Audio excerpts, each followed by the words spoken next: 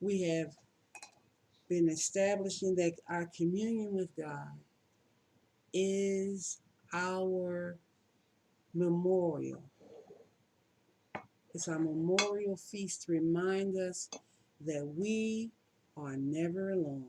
He is in us. He is in us. He is one with us. We are one with him.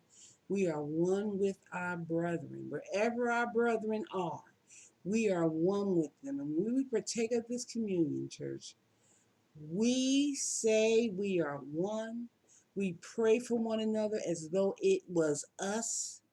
We exalt, we lift up, we encourage one another daily.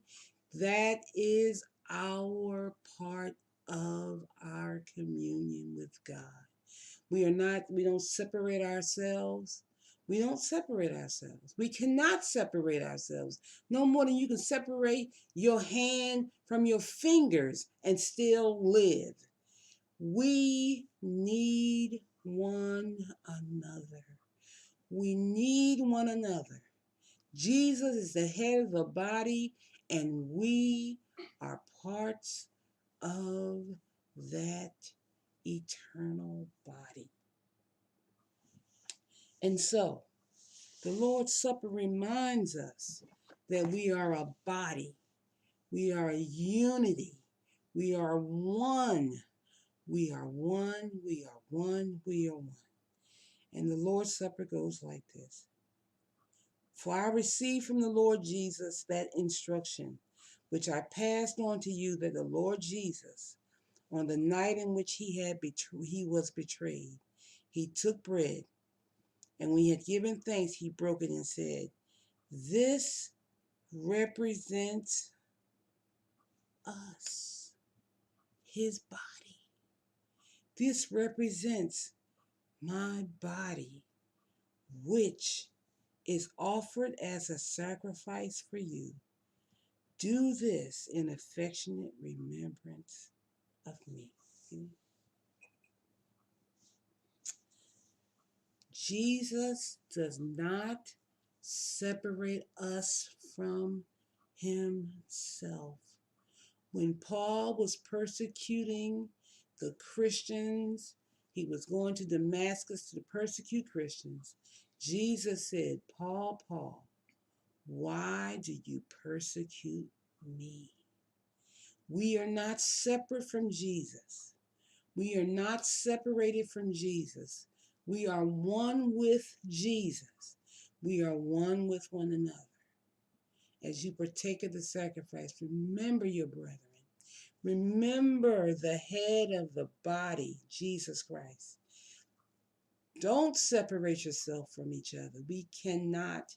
We are divinely joined together by the eternal sacrifice of Jesus Christ.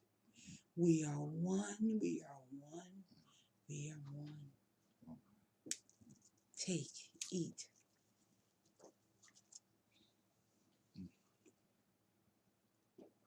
Thank you, Lord. Thank you, Lord Jesus. Thank you, Lord Jesus. Thank you, Lord Jesus. The body is one.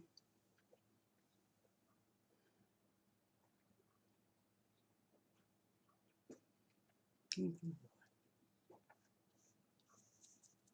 Thank you, Lord.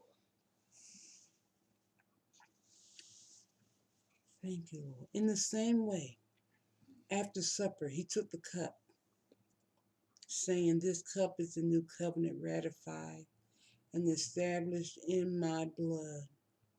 In my blood, do this as often as you drink it as remembrance of me."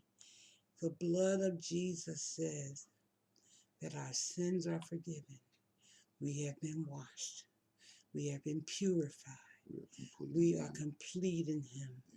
The very same spirit that lives in him lives in us.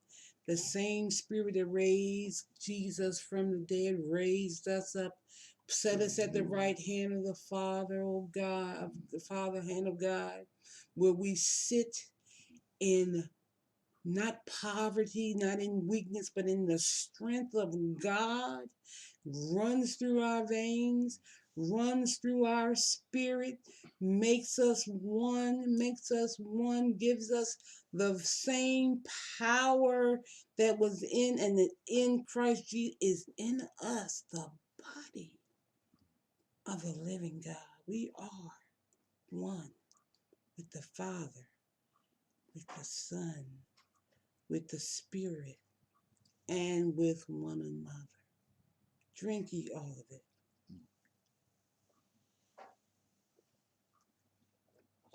Thank you, Lord.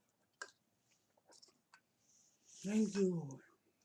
For every time you eat this bread and drink this cup, you are symbolically proclaiming the fact of the Lord's death until he comes again in church.